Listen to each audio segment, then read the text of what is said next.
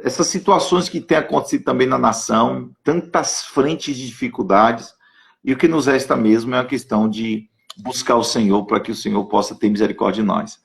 Na segunda eu falei justamente sobre o fato de que talvez estamos nos posicionando de forma errada, tendo sempre aquela oração reativa. Aí aconteceu alguma coisa, aí que a igreja se levanta para orar. Quando deveria ser uma oração proativa, sem que houvesse a necessidade das más notícias, porque parece que as más notícias vendem mais, não é? E as más notícias não despertam mais. E fica parecendo que a gente fica só trabalhando como fosse um cúmplice do inferno. O inferno agiu, a gente levanta. Ele que determina o nosso posicionamento. Quando deveria justamente ser os céus e a palavra de Deus que nos incentivasse, mas não só incentivar, nos despertasse a uma vida de oração. Então, é isso, meu amigo. Tem um pessoal perguntando aqui, como eu faço para adquirir um material? Você vai, eu vou marcar aqui o 779-8815-4910, no meu WhatsApp. Você vai me procurar e eu passo todo o material para vocês aí. Deus abençoe. Pastor, fica à vontade, meu amigo. Tá falando aí agora de tudo, né, que a gente tem vivido, e vem em mente aqui, até procurei rapidamente o texto, em Romanos 8, ali a partir do versículo 19, diz assim, porque a ardente expectação da criatura espera a manifestação dos filhos de Deus. Versículo 20 diz, porque a criação, falando da natureza ali, ficou sujeita à vaidade, não por sua vontade, mas por causa do que a sujeitou, na esperança de que também a mesma criatura será liberta da servidão, da corrupção, para a liberdade e da glória dos filhos de Deus. Eu gosto desse texto porque ele trata de três grupos distintos. Né? Na verdade, tem três personagens ali. A criação, a criatura e os filhos. Né? Fala da natureza, da criação de Deus, das obras de suas mãos. Você tem a criatura, que no contexto de Romanos 8, ali do 19 ao 21, fala daquele que ainda não serve a Deus, que ainda não assumiu essa adoção de filho, e os filhos de Deus. Né? O diabo, quando ele encontra com Jesus no alto do monte, ele pede que Jesus o adore, e ele diz, olha, se você me adorar, eu te dou tudo isso, porque tudo isso é meu. Né? Se a gente volta desde o Gênesis, a gente percebe que Deus dá essa autoridade, essa autonomia de liderança sobre a natureza ao homem. Né? Deus diz, dominai sobre ele. E toda essa natureza é entregue ao homem. Mas através do pecado, o homem se torna escravo do pecado e, consequentemente, escravo do diabo. E o escravo, ele não tem posse. Né? Escravo não é dono de nada. Tudo que o escravo tem pertence ao seu dono. Quando o homem se torna escravo do pecado, escravo do diabo, automaticamente aquilo que pertencia ao homem, aquilo que estava no domínio do homem, passa a ser de quem agora está dominando o homem. E a gente encontra isso no versículo 20, né? Que a criação, a natureza, ela ficou sujeita à vaidade, ficou sujeita ao pecado, não por sua própria vontade. Porque os céus, eles foram feitos para proclamar a glória de Deus. A natureza foi feita para anunciar as obras da mão de Deus. Mas agora ela fica sujeita ao pecado, sujeita à vaidade, conforme Romanos 8:20, não pela sua própria vontade, mas porque ela foi sujeitada. Né? Não por si mesma, mas porque alguém a sujeitou. O homem que deveria dominar sobre ela, que deveria ser o líder sobre ela, ele agora é escravo.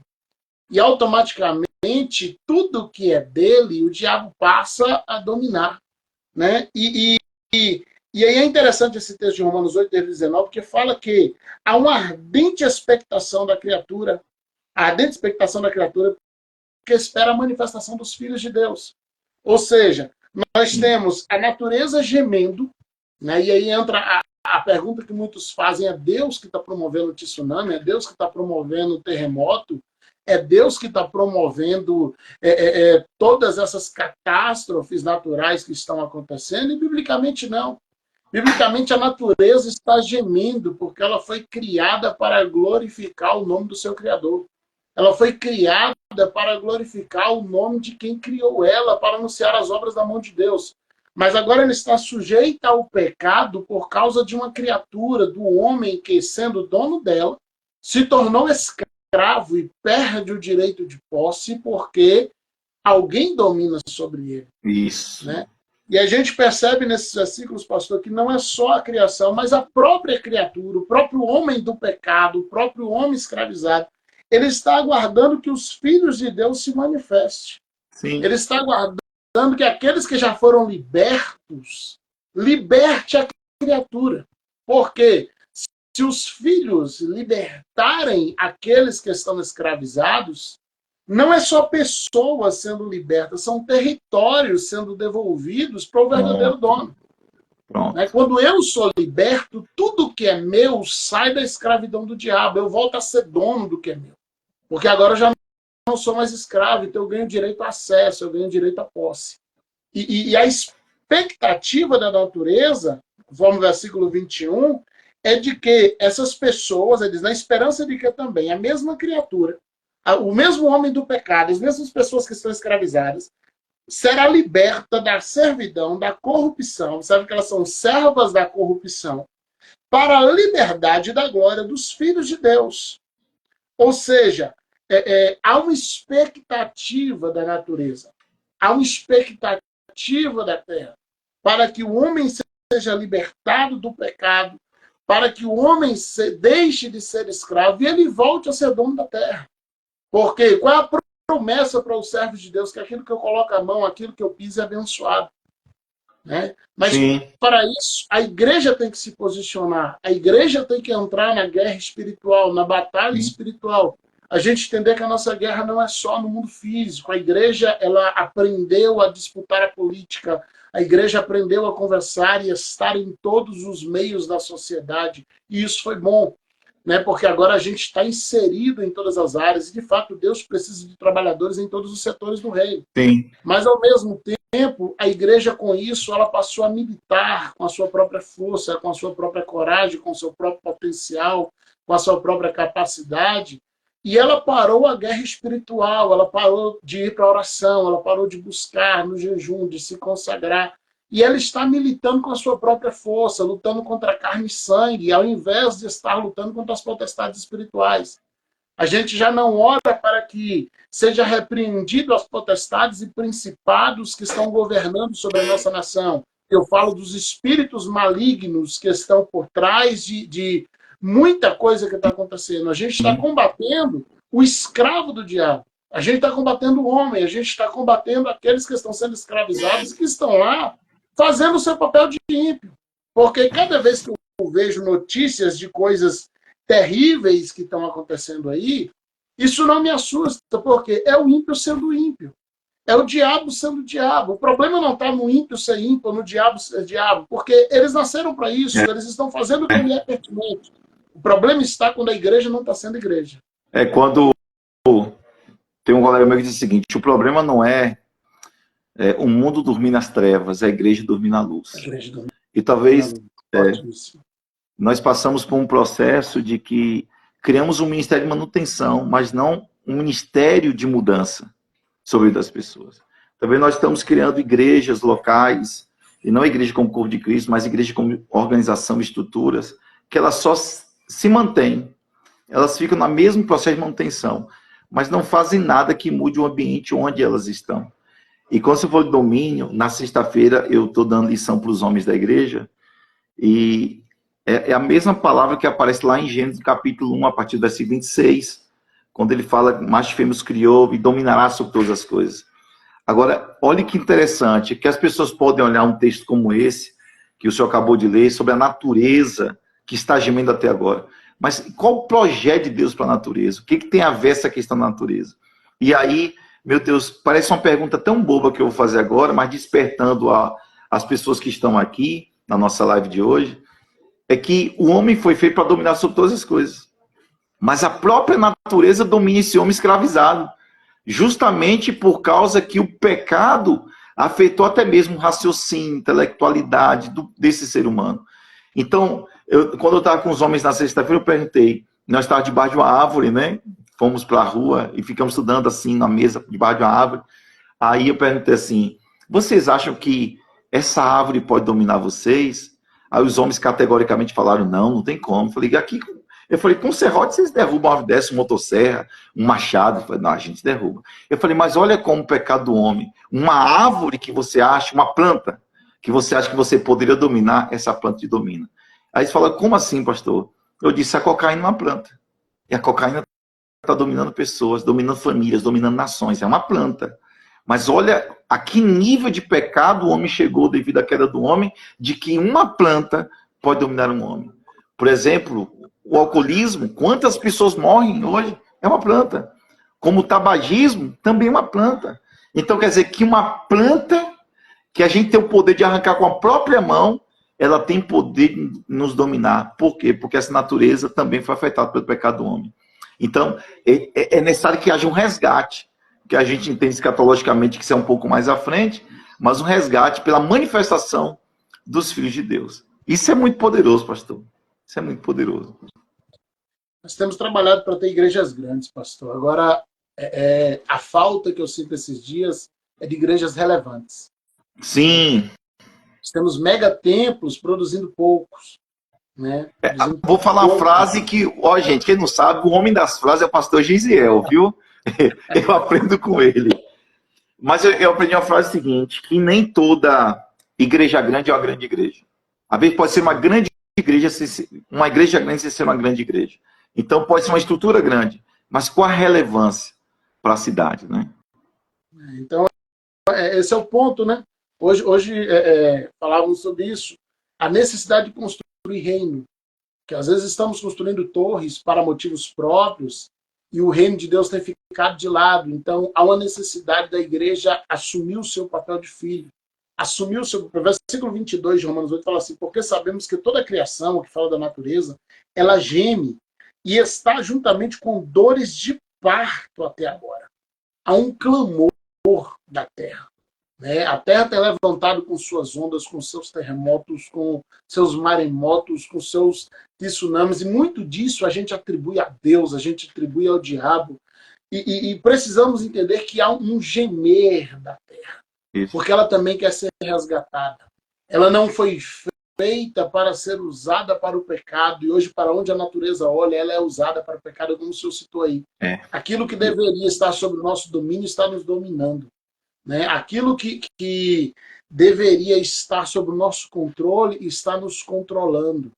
A igreja está perdendo esse posicionamento de filhos de Deus. Nós estamos sendo bastante protestantes, estamos brigando em todos os setores, estamos assumindo nosso papel social, isso é importante no que tange às questões políticas, mas estamos perdendo a relevância de filhos de Deus, de resgatadores de almas, de pessoas que realmente visam almas, que desejam por almas. A igreja necessita nesses dias, né, que voltemos à oração, que voltemos à consagração, que voltemos à mensagem bíblica, né, a palavra bíblica, para que, de fato, haja se resgatar um posicionamento, uma manifestação de filhos.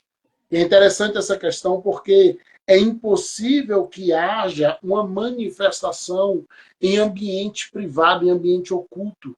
A manifestação por si só, ela já está ligada à questão do público.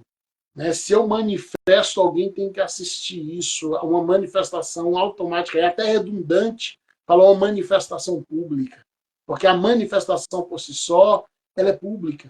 Então, a igreja, quanto filhos de Deus, precisa se manifestar publicamente na condição de filho, revelar o Pai.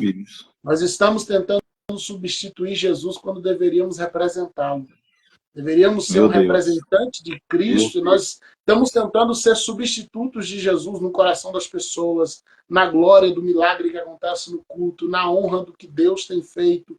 E nós estamos, sem perceber, repetindo ações de Lúcifer. Né, de tentar substituí-lo, tentar assumir, quando Lúcifer diz, olha, eu subirei até Deus e vou assentar do seu lado norte. Ele não queria tirar o pai do trono, ele queria tirar o filho, lado norte ao lado direito. Né? A briga dele sempre foi para tirar o filho do seu lugar. Né? A briga dele sempre foi com Cristo. Então, sem perceber, existe uma mensagem do pastor Josué Brandão, é fantástica, ele pregou no seminário de pastores. Ele diz assim, quanto tempo leva para um anjo virar demônio? E ele fala sobre quanto tempo leva para um anjo virar demônio. Ele começa falando de Lúcifer. Eu aconselho todo mundo a assistir essa mensagem. O pastor José Brandão é uma mensagem antiga, mas é fantástica. E ele começa falando de Lúcifer, e depois ele traz para as cartas de Apocalipse, mostra a questão dos anjos da igreja, dos pastores, Sim. e ele conduz para essa questão, né? Quanto tempo levaria para um anjo da igreja, um pastor digno, sem perceber, reproduzir ações de demônio, né? E é um cuidado diário que a gente tem que ter de entender quem é o nosso modelo. De quem é o nosso modelo. O nosso modelo é Cristo.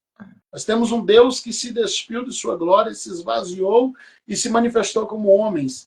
Mas agora nós temos homens que estão se revestindo de uma glória inexistente e se manifestando querendo ser Deus. Né? E parece que é uma... A gente percebe, às vezes, até que tem uma competitividade, não é? Quem Sim. Tem o melhor público, quem faz o melhor evento, quem atrai mais. E essa competitividade, ela é terrível para a igreja.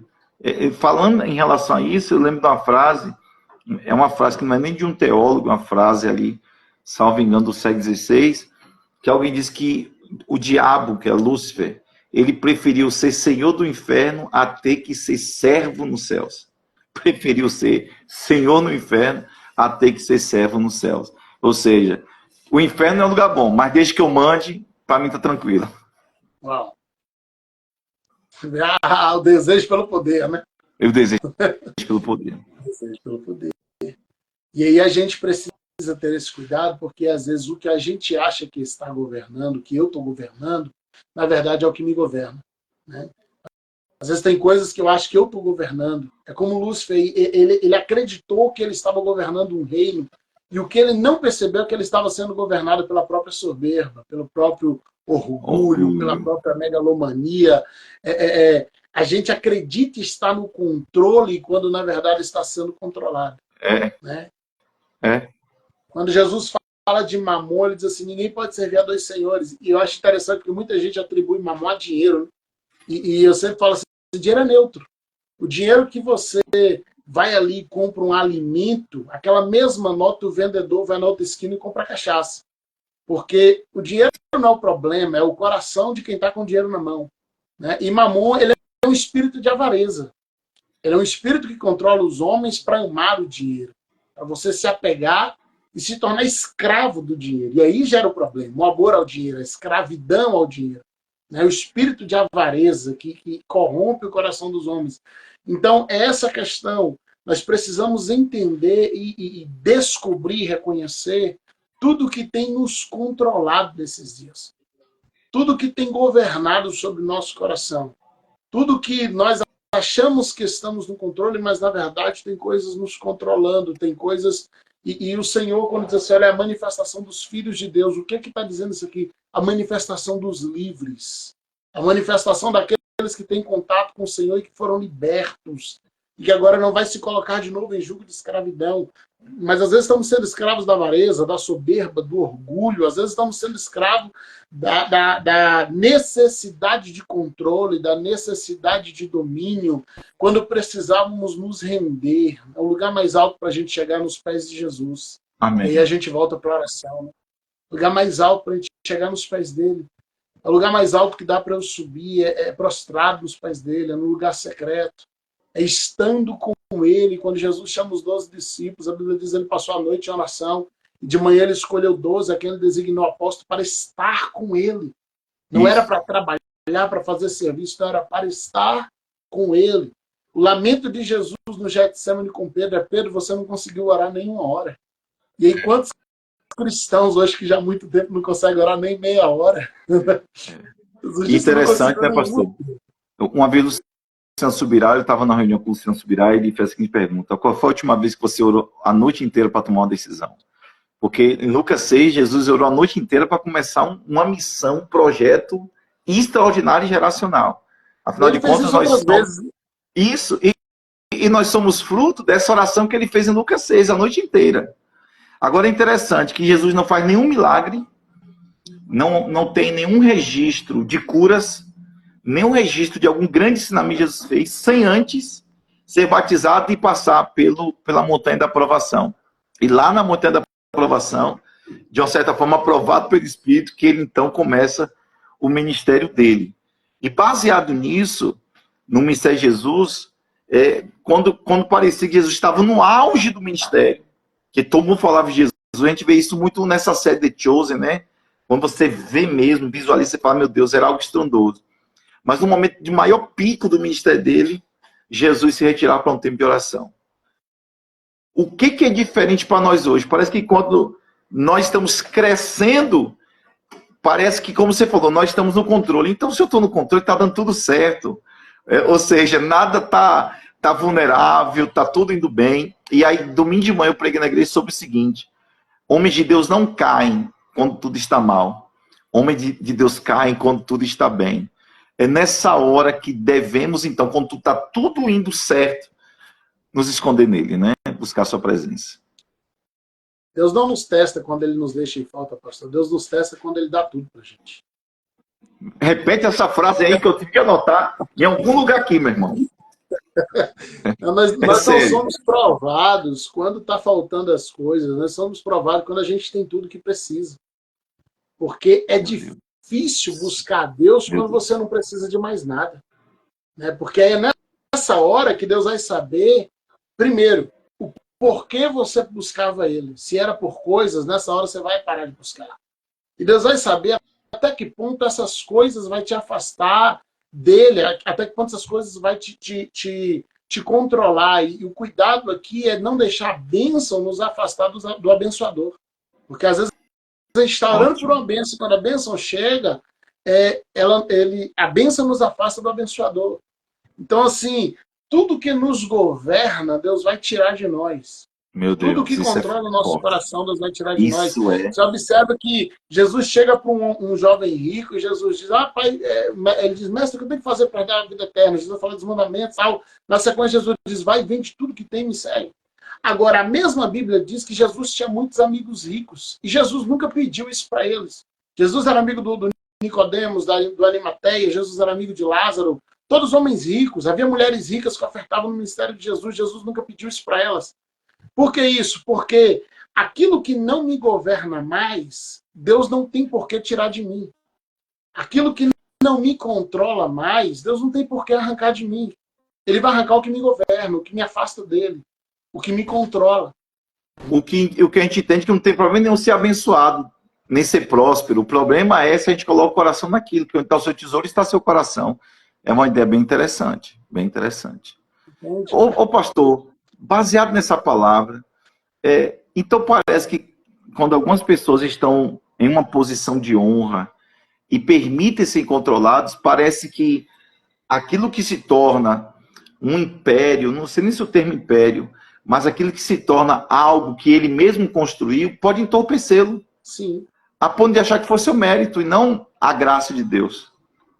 Porque não é difícil você renunciar quando está começando, pastor. Não é difícil. Boa. Entende? O senhor viveu uma experiência no início do ministério, eu lembro algo que eu vivi agora recente também, de vender seu carro, desfazer do que o senhor tinha ali, se jogar na obra, algo que nesse momento também estou fazendo muito, estou nessa fase da semeadura também relacionada à igreja. Sim, meu amigo. E não é difícil a gente renunciar coisas quando o que a gente tem é pouco. Não é difícil renunciar coisas pequenas, mesmo que naquele momento o pequeno seja o nosso tudo. Mesmo que naquele momento o nosso tudo... Então, não é difícil eu dar meu tudo quando meu tudo é pouco. Não é difícil eu dar meu tudo quando eu tenho as 2 moedinhas da viúva. Não é difícil. É fácil até usar a fé e dar. Agora, é difícil eu dar meu tudo quando o meu tudo não é um saco de moeda e não mais 2 moedinhas. É difícil eu dar meu tudo quando o que eu tenho para dar agora não é mais o carro simples, é um carro importado. É difícil eu dar meu tudo quando o que eu tenho para desfazer agora não é mais uma casinha alugada, é uma casa grande, é uma mansão. Não, agora ficou difícil. Por isso eu digo que Deus nos prova quando Ele nos dá coisa, não quando Ele tira. Porque é no momento que a gente já tem o tudo de Deus, é que Deus agora tem condições de saber se Ele tem ou não no nosso coração. É o Abraão subir no monte para sacrificar o Isaac. Isaac. Entende? Não era difícil para Abraão doar o Ismael se Deus pedisse. Agora então, o Isaac era a promessa. Ele fala assim, o teu único filho, sendo que ele já tinha Ismael. Como é que Deus fala seu único filho se ele tinha Ismael? Ismael era antes. E ele fala o teu único filho, o filho que tu amas. Então, no coração dele, era o único filho mesmo. Porque Isaac governou o coração de Abraão. Né? A Isso. bênção foi tão grande, que aquilo controlou Abraão. E Deus diz, eu preciso lembrá-lo do que é prioridade, de quem deu a bênção. E no momento em que Abraão, ele de fato se entrega, ele de fato vai lá e diz, não, eu vou assumir esse papel. Eu imagino os conflitos mentais e emocionais que Abraão teve naqueles 3 dias. A gente tenta muito espiritualizar os homens da Bíblia. Não, eram seres humanos, eram pai. Eu imagino que ele estava frustrado, demais. decepcionado, sabe? Aqueles 3 dias foram terríveis para Abraão. Mas ele chega lá, ele coloca o menino no altar, ele levanta o cutelo, e se Deus lembrar, dá tempo, sabe? Abraão matava o menino. E aí, esses dias atrás, eu ministrando lá na SEAC, o pastor Fábio, eu estava falando sobre esse texto, e falava com os irmãos assim, imagina se Abraão não escuta a voz de Deus uma segunda vez. Porque Deus falou a primeira vez com Abraão, diz, mata o menino. Falei isso esses dias atrás, na igreja do pastor Marcelo, o Evangelho Novo Canaã, está até aqui. A live ele entrando, tá aí com a gente. Não sei se ainda está. Tá com a gente. E está ministrando sobre isso. Deus fala com Abraão na tenda, diz assim, sobe lá, mata o menino. E Abraão, ele sai para obedecer a ordem de Deus, ele sai para fazer o que Deus mandou, ele sai para cumprir o ídolo de Deus, independente dos conflitos que ele estava vivendo naquele momento, ele sai para obedecer a ordem de Deus. Mas quando chega lá naquele momento, Deus fala de novo, e Abraão para de novo para escutar. E há uma necessidade da gente continuar ouvindo Deus, da gente ouvir Deus uma segunda vez, da gente buscar Deus, depois que a gente já está exercendo aquilo que ele falou lá atrás, pastor. Porque se a gente não cuidar, a gente ouve Deus para iniciar determinados trabalhos, mas no meio do processo a gente para de ouvir o Senhor. Isso, meu Deus, meu Deus. Ouve Deus para iniciar o chamado, e no meio do chamado a gente para de ouvir Deus. E se Abraão não escuta Deus no alto do Moriá, Isaac morria. Se Abraão não para ouvir Deus no alto do Moriá, Isaac não viveria naquele dia. Uma pergunta interessante, pastor. Eu acredito que, lógico, Deus nunca aceitou sacrifício humano. Só tem uma passagem ali, em 1 Samuel ali, que tem uma situação que você deve lembrar. Mas o que Deus queria era Abraão de volta, mas muito mais do que Abraão, Deus queria o altar. Tanto é que a Bíblia diz que quando ele chega ao 3º dia, ele vê o altar de longe. Ele vê o monte de longe. E é interessante que depois que Isaac nasceu, lá em Gênesis 21:8, eu preguei esses dias na igreja, o menino foi desmamado e Abraão deu um banquete. Mas cadê o altar? Abraão no capítulo 13 tem um altar, no capítulo 15 tem altar, no capítulo 12 também tem altar. Mas depois Abraão cessa os altares. Depois que a grande promessa chega, que Deus vai falar de Gênesis 12, para a gente tinha uma grande nação, mas o homem não tinha nem filho. E ali a promessa está se cumprindo. O menino nasce, Isaac vem, e em vez de Abraão levantar um altar de agradecimento ao Senhor, Abraão vai fazer uma festa. É interessante que o capítulo 22 de Gênesis, versículo diz, depois destas coisas, provou Deus a Abraão. Então, pode acontecer em algum momento da nossa vida, pastor, de nós começarmos com altares, e a gente começar a sair dos altares para os banquetes, e aí às vezes, não estou dizendo que isso pode acontecer conosco, mas às vezes Deus querer tocar naquilo que nós mais amamos, assim, eu estou com saudade dos seus altares. Porque o que Deus queria mesmo ali não era Ismael, era o altar de Abraão, que há muito tempo não havia sido levantado.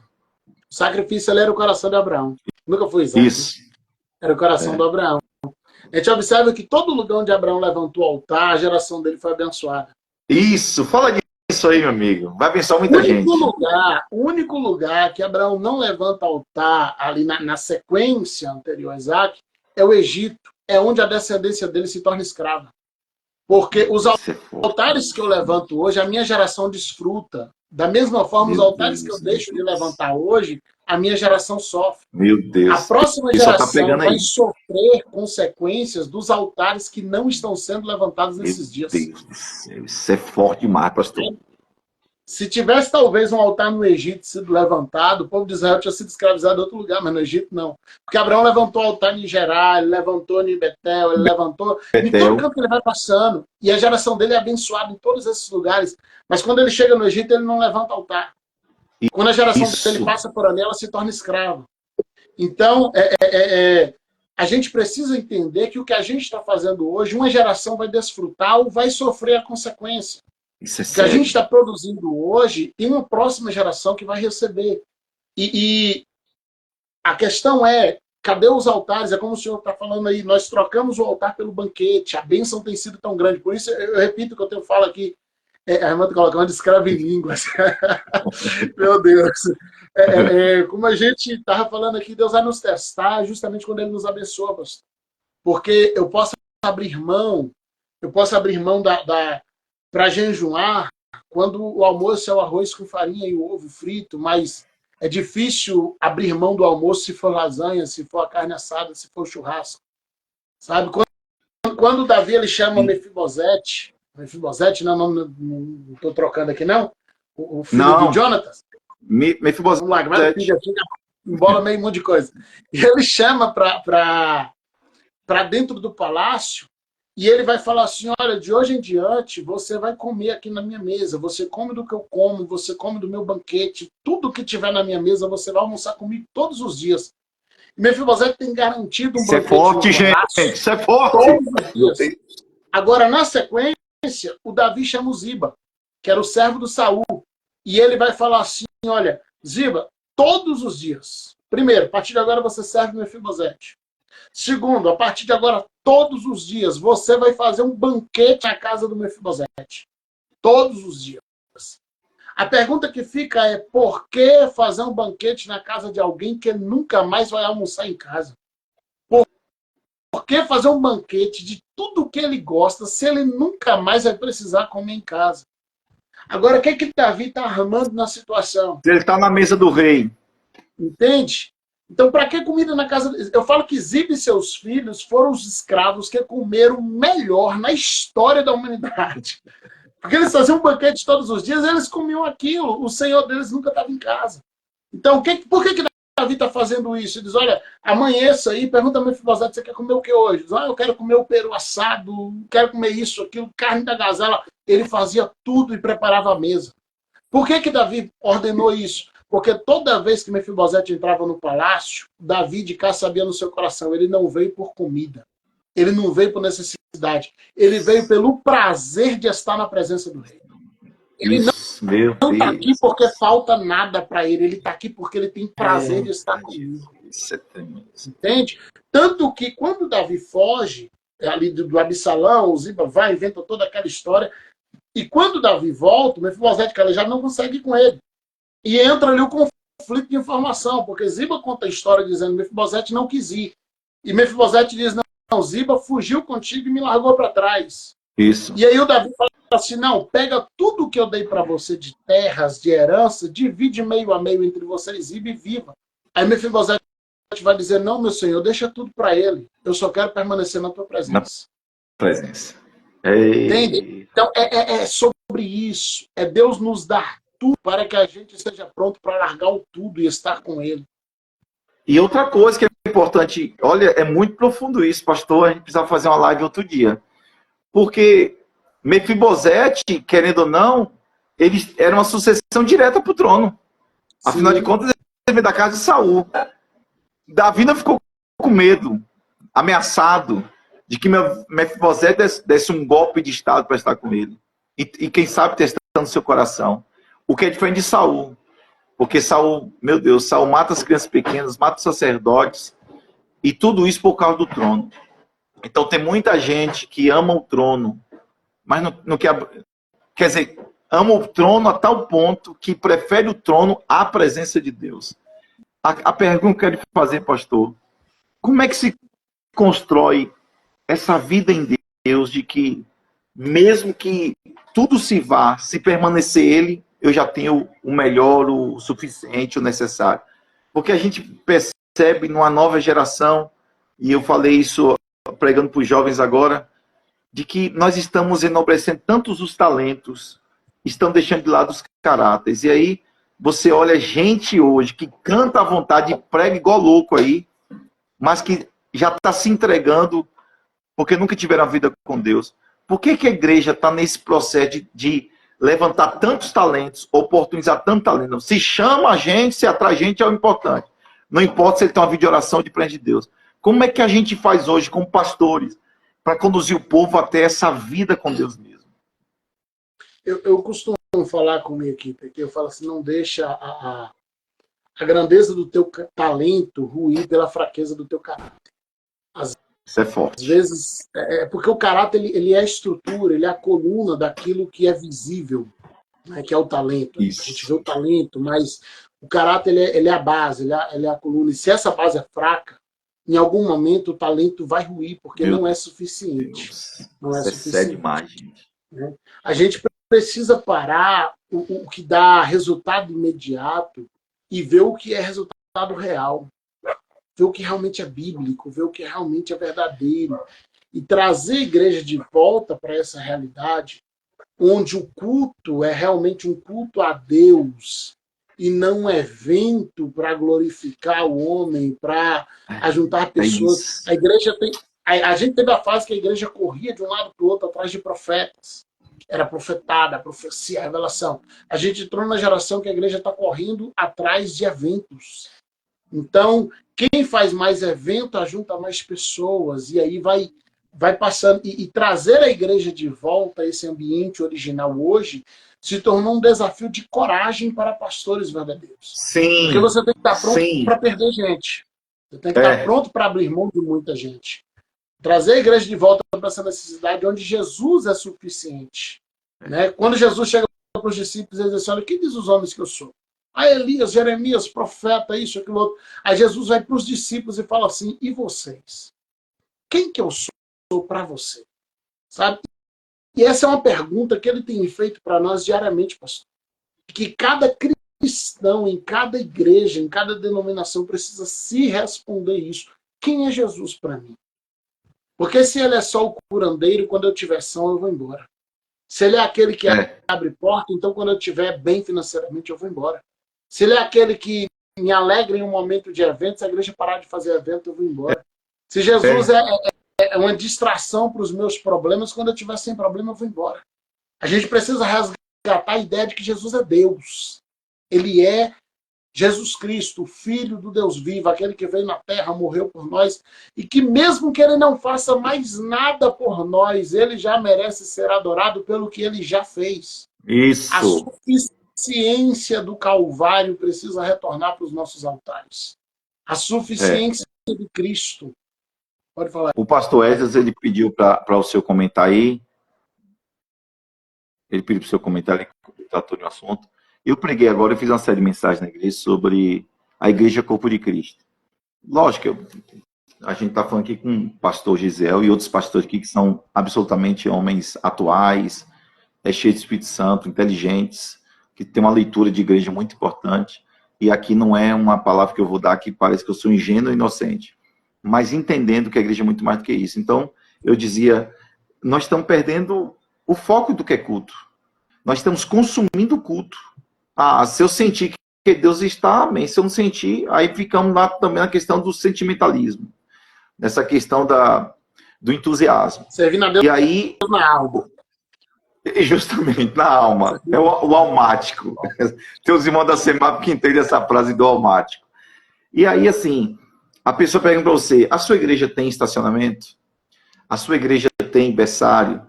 A sua igreja tem sala para criança? A sua igreja tem espaço para adolescente? A sua igreja tem uma boa iluminação, tem um telão? Aí, às vezes, eu brinco e pergunto assim, você quer ir para uma igreja ou para um shopping center? Porque a visão que as pessoas têm de igreja é se o meu telão é de última geração, se as minhas poltronas são confortáveis, se tem ar-condicionado, se tem um lugar para guardar meu carro, para receber meus filhos. E lógico que a gente entende que isso é muito bom para receber as pessoas. Não estou dizendo sobre isso. Mas estou dizendo o que é que tem sido que faça a diferença na igreja. É se nós temos um excelente grupo musical, até que ponto Jesus Cristo está sendo suficiente para as pessoas? Essa é uma pergunta que não dá para calar. Porque uma igreja que trabalha com muitos eventos e programações, um dia os eventos vão saturar, porque não dá para trazer todo mundo. Uma hora satura. E aí, qual vai ser o novo método? Então, a frase do M. Bondes, que ele fala que Deus não unge métodos, Deus unge pessoas. E, de repente, nós estamos entrando num processo de sermos consumistas de culto a tal ponto, ou consumidores de culto, a tal ponto que Jesus vai ser mais o item das nossas programações, e não mais aquele que é o suficiente. Ezequiel, capítulos 10 e 11, pastor. Eu vou já voltar no pastor Esdras aí. Algo interessante ali. Eu sempre tive um conflito muito grande comigo, do porquê Nabucodonosor consegue entrar e roubar todo o ouro do templo, incluindo o Santo dos Santos. Isso remete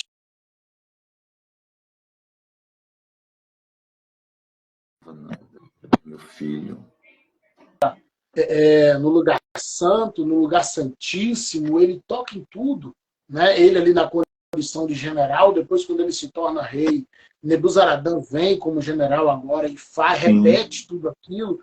E eu sempre perguntei por que Deus não fez nada? Por que Deus não impediu se Uzá foi morto quando tentou apenas guardar que a arca não caísse? Mesmo que tenha outras questões envolvidas ali. Por que Deus não impediu se Ofni e Finéias foram mortos simplesmente porque acenderam fogo direto no incensário ao invés de acender no altar de sacrifício? Como é que Deus abre uma exceção para a Babilônia poder entrar, fazer o que quiser, se Deus não impede, Deus não empata, Deus não atrapalha? E lendo a Bíblia, a gente percebe que esse foi o conflito mental de Ezequiel. Ezequiel entrou nessa guerra. De dizer por quê, como assim? O que deu errado? E a gente pega nos capítulos 10 e 11 de Ezequiel, a gente vê a retirada da glória. Ela sai do altar, ela vai para a porta, ela sai da porta, ela vai para o portão oriental, ela sai do portão oriental, ela vai para a montanha, e de lá ela é recolhida para o céu.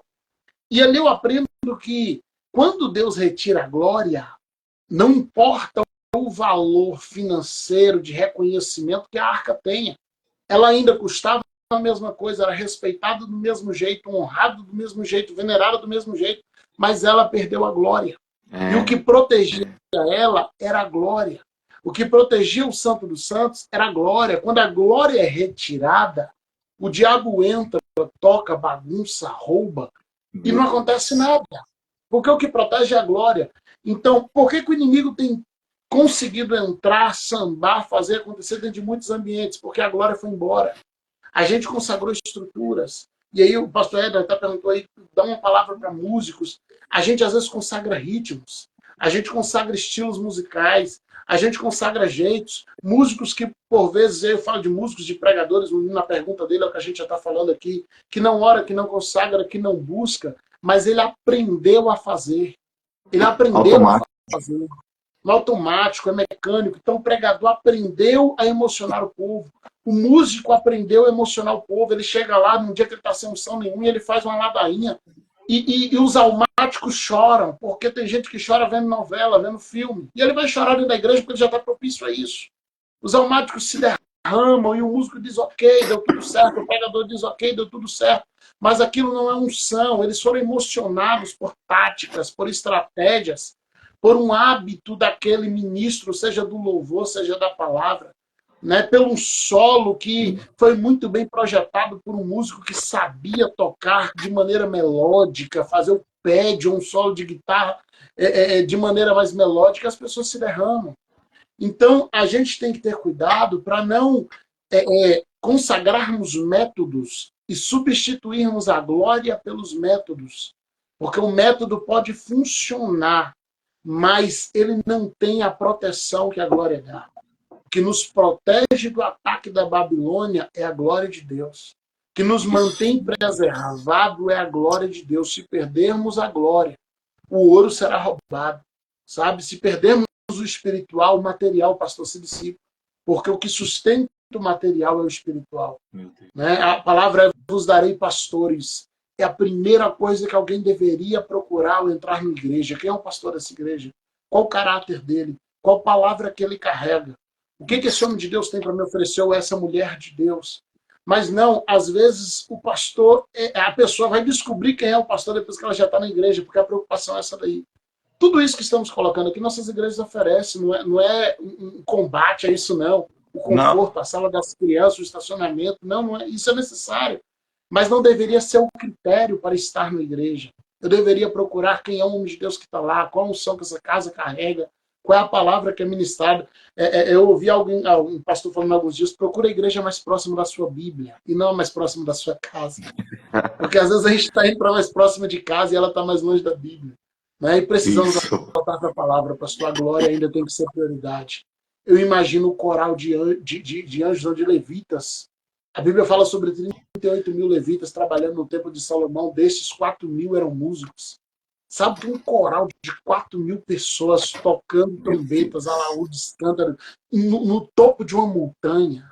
E todo mundo. Eu fico imaginando, eu imagino no meu coração que aquilo só equipara, né, em certo nível, Sim, obviamente, com o coral do céu. São 4 é. mil levitas treinados tocando, repetindo cânticos de Asaf, cânticos de Davi. Meu Eu imagino o Deus. quanto Tudo aquilo era junto. lindo.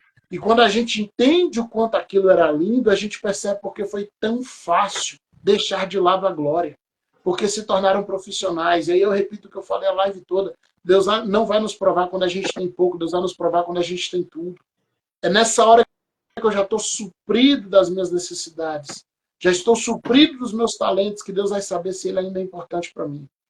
É, Quando eu estou lá com o violonista sozinho na igreja tocando violão, é fácil buscar a presença de Deus porque eu preciso para preencher isso, senão vai dar muito ruim. Mas é, quando você tem uma banda de excelência, adorando, tocando tudo perfeito, a gente começa a não sentir mais falta da presença, porque está tudo perfeito. e assim, né, pastor? Às vezes, é sério, o nome, a pessoa tem um nome já. Falou o nome, já é o suficiente. Já não precisa nem mais de Deus. Já tem o nome, já tem a técnica, já tem o grupo, já tem tudo pronto. Isso é um perigo tão grande que nós estamos vivendo na igreja atual. Eu tive a oportunidade de pregar, devido a fazer a marcha para Jesus e tantas coisas, tive a oportunidade de andar com muita gente famosa. E eu lembro que a última vez eu tive uma cidade próxima, uma moça muito conhecida, né? Não vou falar o nome porque ela é muito conhecida mesmo, é uma jovem, e eu fiquei pasmado, porque todos que a gente teve acesso são pessoas bem simples, mas essa eu fiquei pasmado porque muitos jovens e adolescentes queriam tirar foto com ela, e é interessante que o pessoal falou, ninguém pode tirar foto com ela aqui agora, não. Ela vai sair da sala e vai entrar no carro, que já tem que ir para o aeroporto, não, ia para o hotel, viajou para o aeroporto, já ficamos no mesmo hotel, inclusive, e aí interessante que ela passava e alguém tirava uma foto com ela. Ela dava um segundo passo, alguém tirava foto com ela. Não tinha aquela coisa de vamos parar aqui e tirar uma foto, não. É tratado como uma celebridade mesmo.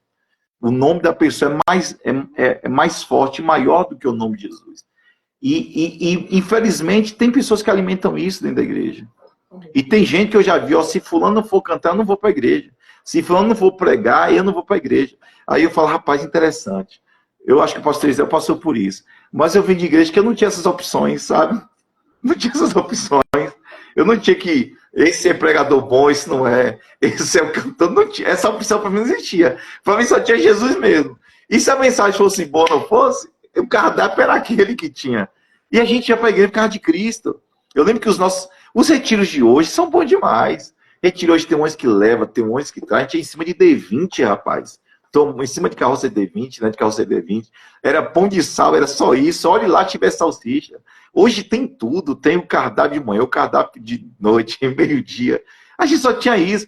E o que eu aprendi que o que sustenta jovem não é show. O que sustenta jovem é o quanto ele ama Jesus. E eu estou fazendo isso agora, pastor. Eu gosto de estar fazendo. Peguei a Bíblia, ó, e estou levando ele safra. Vamos voltar para a Bíblia, porque eu não vou ser irresponsável de comprometer essa nova safra de jovens que serão esses pastores e pregadores do futuro. Então, minha preocupação hoje, o que meu jovem está assistindo? Quem tem sido referência para eles? E talvez não é o fulano que canta bem, é o outro que está ali no YouTube, mas se voltar para isso aqui, que é a palavra, aí tudo vai ser diferente. Só complementar até o pastor Ezra colocou aí, nós não somos contra a profissionalização das coisas, né? Para não Sim, ficar esse mal entendido, né? Não é que isso. não, as igrejas são todas desorganizadas, não. Trabalhamos com excelência. O que temos falado é justamente isso, né? Levanta o altar no lugar da excelência também. Né? Levanta o altar no desmamar do menino. Faça festa, mas sacrifique um cordeiro lá, né? Para que as pessoas entendam quem foi que te deu aquela bênção, para que o mérito, a glória seja de Deus, que tenhamos excelência em nossos louvores e precisamos. É bom você chegar no culto e ter um louvor de excelência, então eu falo em qualidades técnicas, Sim. um som que a gente ouve e num dado de cabeça, ou não está cheio de chiados e ruídos, mas que possamos entender, que nem o pastor falou aí, é a presença. Entende? Tudo Amém. isso sem a presença. Arca sem presença é caixinha de ouro, pastor. Eu tenho muito medo disso. Porque tem muita gente aí que já virou caixinha de ouro. Ele é famoso, ele é valioso, o cachê dele é caro. Mas ele perdeu a glória. Ele é só uma caixinha de ouro agora que está passivo do toque do diabo. Ele perdeu tudo isso. Tudo isso, tudo isso. Sabe, perdeu a glória, perdeu a unção. Ele tem a técnica, ele tem a fama, ele tem um nome. Mas perdeu a glória. Os querubins o levaram. E é interessante que a glória não é retirada de uma vez, ela sai do altar, ela vai para a porta, ela sai da porta, ela vai para o portão. Isso. É como se o Senhor ficasse falando assim, ó, se alguém sentir falta, eu trago de volta. Ele vai tirando por fases, por fases. E nós vamos perdendo partes da glória, partes da glória, partes da glória. E a gente vai deixando ela embora. E precisamos atrair a glória de volta. E ela é atraída através do jejum, através da oração, de uma busca incessante e da palavra.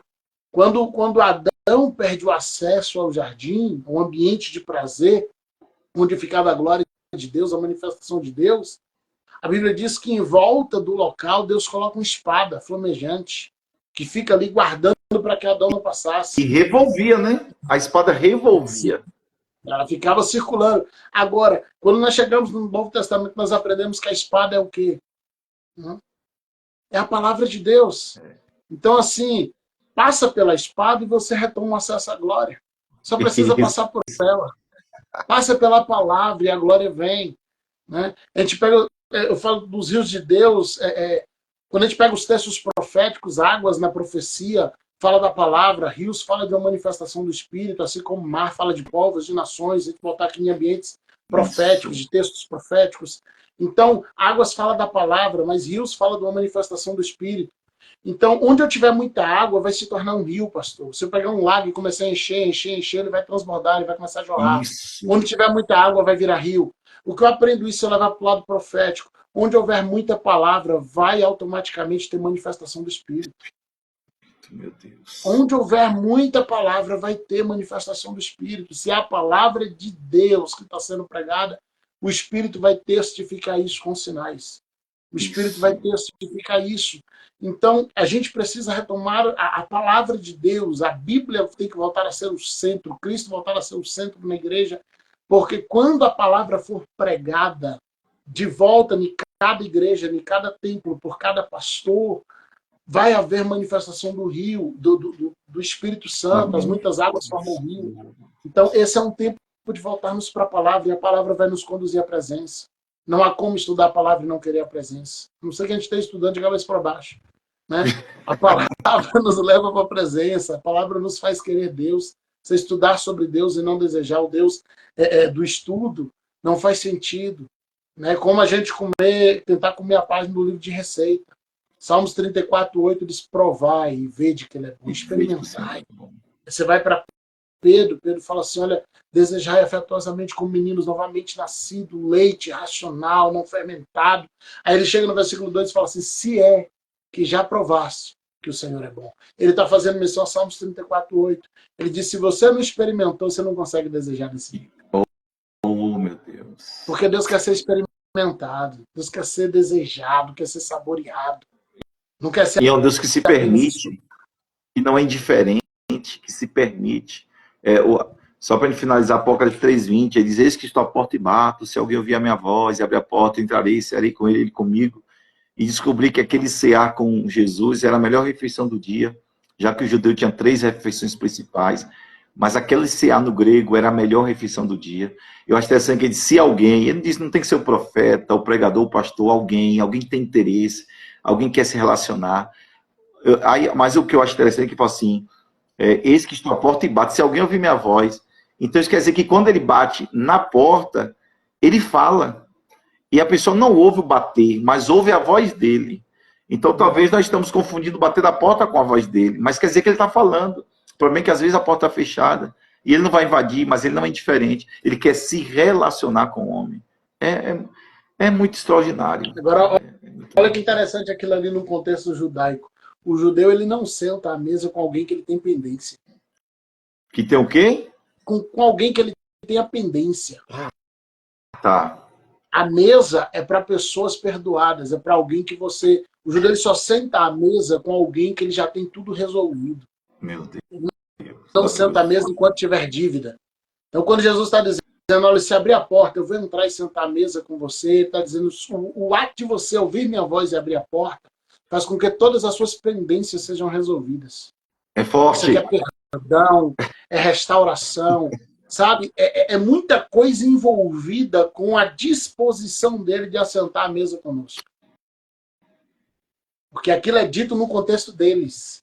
E ele não assentaria à mesa com alguém que ele tem pendência.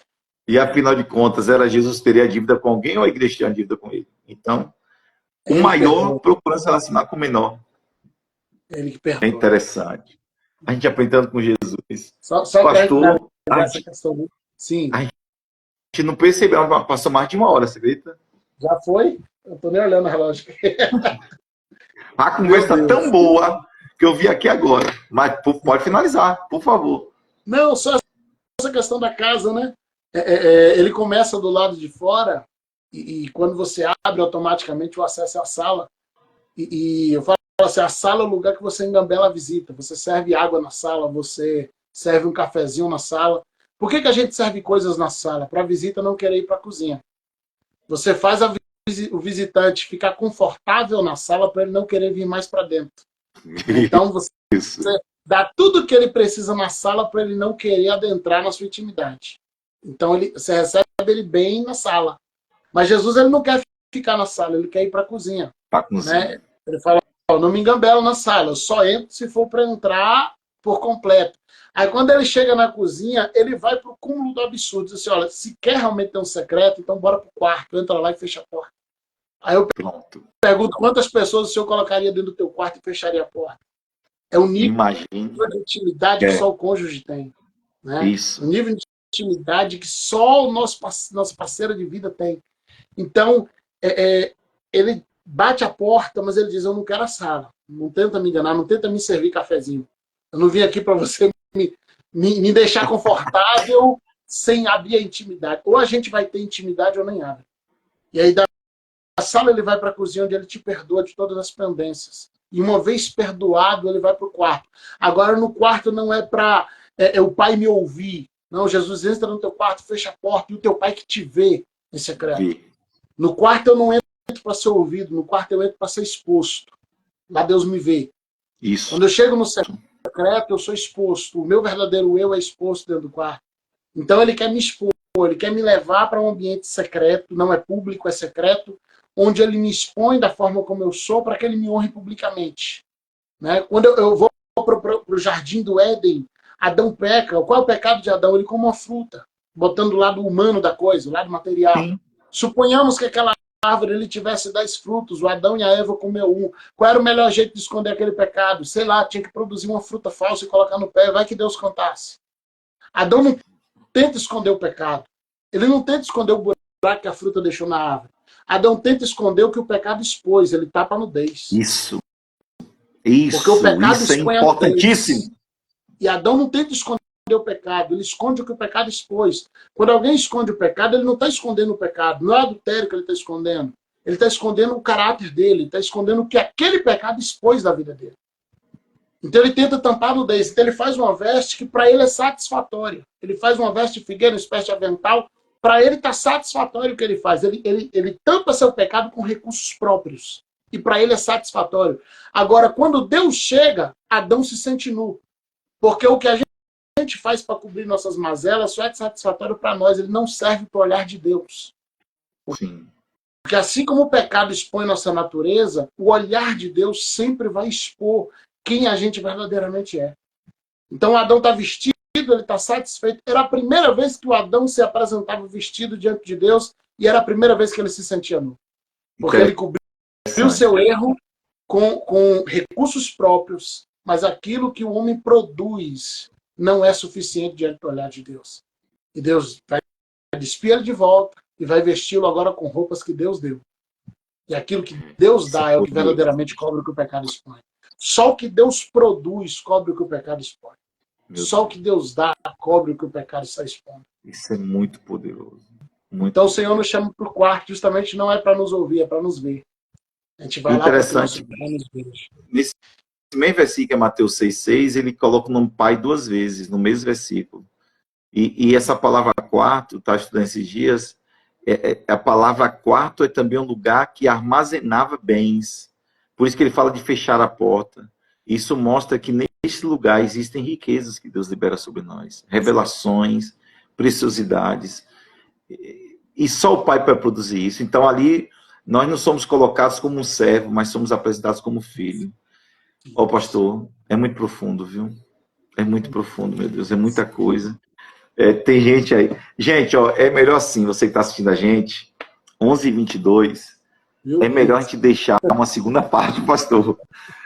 Tem gente aí pedindo aula de teologia, não. Aí vocês também estão pedindo demais. Aula de teologia aqui no Instagram. A gente pode tratar de algum assunto ou outro que não seja assim tão conflituoso, mas mais uma horinha, pastor Ezra, mais uma horinha. Daqui um dia eu vou fazer com ele. Vou fazer com o pastor Ezra aqui, a live com ele. Viu o missionário Jorginho, o pastor Josué, pastor Marcelo, vários pastores aí. É muita coisa boa. E tem gente que está anotando. Depois vocês passam a anotação para mim, porque eu tenho que aprender. O pastor Ezé é um dos caras que eu mais aprendo. Eu já falei com ele que eu quero uma aula em particular, né? É sério. Ele fica rindo, gente. Ajuda, pai. Ajuda. Mas a gente aprende muito. Eu falo assim, pastor, tem tanta gente boa na nossa cidade, rapaz. Tá faltando oportunizar. Tem muita gente boa em Conquista, tanto pregador, gente de ensino, em todas as áreas. Por isso que eu falo que os pastores têm que estar mais unidos, né, mais próximos, mais juntos. Se expor, às vezes.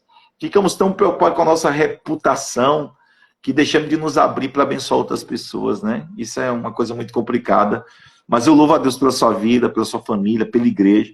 Fala um pouco da igreja aí, o endereço, o pessoal conhecer. Tem muita gente aí também que está nos acompanhando. Por favor, meu amigo. Pastor da Palavra Verdadeira, a gente está aqui na Avenida Paramirim, 966. Aqui no bairro Patagônia, para quem conhece, é a rua do supermercado Aliança, ali em frente ao campo de futebol da creche. Inclusive, fazer o meu merchan aqui, esse fim de semana a gente vai estar em conferência de mulheres aqui, conferência Mulher Única. A pastora Daniela está organizando aqui, vai estar a pastora Nid Góes, a pastora Luciana também ministrando para a gente, nesse fim de semana, agora sábado e domingo, 19 horas, lá na Palavra Verdadeira. Colocando Palavra Verdadeira Church no GPS, já acha a gente. E manda o povo me seguir aí, esses 50 aí, começar a me seguir agora, aí já estou bem aqui no Instagram. Ô, pessoal, segue o pastor Geisiel Santos. Segue aí o pastor Geisiel. E se quiser me seguir também, eu quero, velho. Vai seguindo a gente. Segue aí. O quê?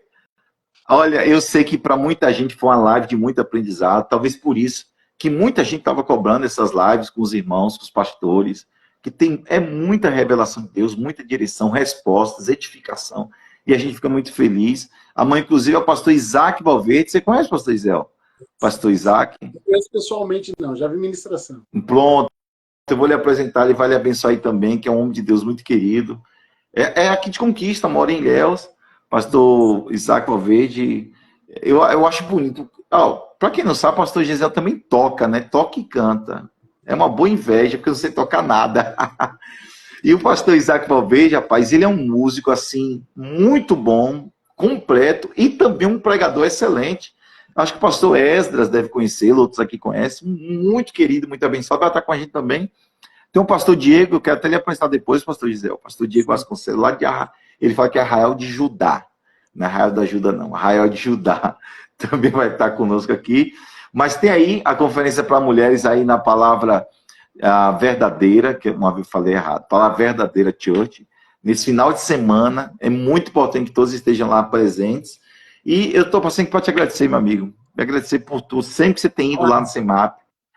Tem muitos abençoados. Você já foi agora no Tempo Novo, não, né? Tive só numa aula de teontologia no curso. Mas no foi mesmo.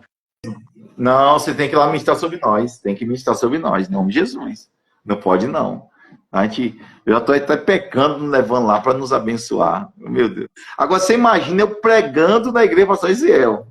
Eu já até falei, quando eu for pregar lá, que ele pode viajar, tirar férias. Anotações porque é muito... aqui, seguras e grandes, viu? De muito tempo, essas mensagens. Pastor Diego acabou de entrar aí, meu amigo. O pastor Diego conheceu o pastor Geisiel, meu amigo. Ele fala que ele é autarquia do mundo cambial. Pastor Diego Vasconcelos acabou de entrar aí. Pastor Geisiel, nosso amigo. Leva em Arraial de Judá, rapaz. Vai abençoar muito sua igreja. Pastor Geisiel Santos. É isso. Obrigado a todos que nos acompanharam até agora. Amanhã, às 10 horas, estaremos de volta. E vai ser, assim, um tempo muito precioso. Até domingo. Até domingo. Mas é prova que segunda eu vou ter que fazer por causa do apóstolo Erles. Porque ontem era para fazer com o apóstolo Erles, agora preciso voltar. O pastor Diego também está vendo um dia aí. Ele vai ver se vai conseguir nos atender para estar conosco. É um homem também que tem muita revelação de Deus. Pastor Zé, é sério. Você é um querido, abençoado, ungido, com muita sabedoria. Escreve logo esses livros para poder nos abençoar em nome do Senhor Jesus Cristo. Deus abençoe, meu amigo. Se quiser falar alguma coisa, fique à vontade. Só agradecer mesmo. Muito obrigado. A honra é toda minha.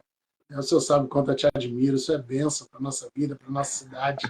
E muito obrigado mais uma vez aí pela oportunidade de participação. Amém, amém, amém. Amém, obrigado. Tá aí, pessoal, nosso pastor Gisiel, pessoal de Eunápolis, Poço Seguro, estou vendo o pessoal de São Paulo, pessoal de Vitória da Conquista, pessoal de Jiquié, Mutuípe, muita gente boa conosco participando dessa live. Está finalizando agora. Olha, hoje foi mais de 1 hora de live, pessoal. Hoje foi puxado. Mas tenho certeza que foi uma bênção para a sua vida. Amanhã estarei de volta. Ou seja, até segunda-feira tem live às 10 horas da noite. Vai muito lhe abençoar. Pegue, então, esse cartaz que está no grupo de jejum, grupo da CEMAP, status. Posso mandar num particular para você divulgar para o maior número de pessoas. Veja o quanto nós somos abençoados. E quando a gente entrar na live, tem um aviãozinho do lado que você pode marcar os seus contatos do Instagram. Vai que tem uma pessoa que precisa receber uma palavra como essa e mudar a sua vida, mudar o seu destino profético e o seu destino eterno também. Então, muito obrigado a todos vocês. Vou salvar a live para deixar para você aí. E lembrando, começou o projeto Casas de Paz. Comecei o projeto hoje, Casa de Paz. Nosso foco são 200 pessoas para Jesus. Aprendemos bastante, né, irmã Thaís? Irmã Thaís é uma benção. Pastor Delmira também conosco. Tchau, tchau. Deus abençoe. Te vejo amanhã no culto, às 7h30 da noite. Eu estarei ministrando amanhã lá na CEMAP. Um abraço. Tchau, tchau para vocês.